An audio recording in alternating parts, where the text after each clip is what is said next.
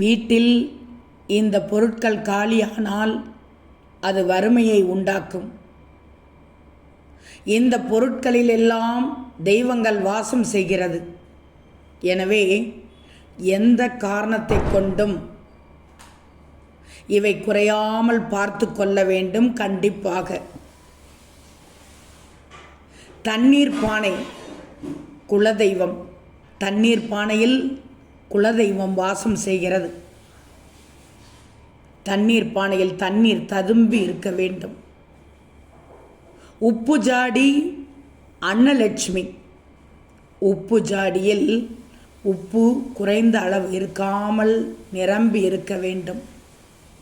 அஞ்சரை பெட்டி மகாலட்சுமி.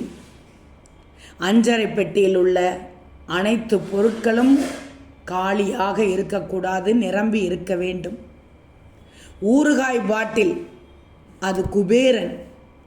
ஊறுகாய் பாட்டில் வீட்டில் இருப்பது மிக மிக நல்லது. குபேரன் இருப்பதற்கு சமம்.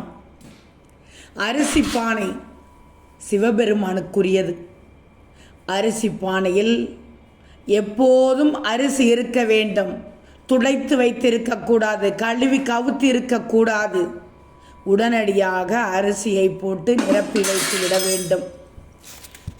துவரம் பருப்பு, பருப்பு குறைய துவங்கினாலே நிரப்பி வைத்து விட வேண்டும். துவரம் பருப்பு முருகனுக்குரியது. இறுதியாக மஞ்சள் பொடி. மஞ்சள் பொடி அம்பிகை இருப்பதற்கு சமம். மஞ்சள் பொடி எப்போதும் வீட்டில் இருக்க வேண்டும். அதுவும் சமையலறை திட்டில் வைத்து கொள்ள வேண்டும். ஆக வீட்டில் இந்த பொருட்கள் எல்லாம் காலியாகிவிட்டால் வறுமை வந்துவிடும். அதனால் இந்த பொருட்களை இல்லாமல் இருக்கக்கூடாது. சமையலறையில் இந்த பொருட்களில் எல்லாம் தெய்வங்கள் வாசம் செய்கிறது. எனவே எந்த காரணத்தை கொண்டும் இவை குறையாமல் பார்த்து கொள்ள வேண்டும்.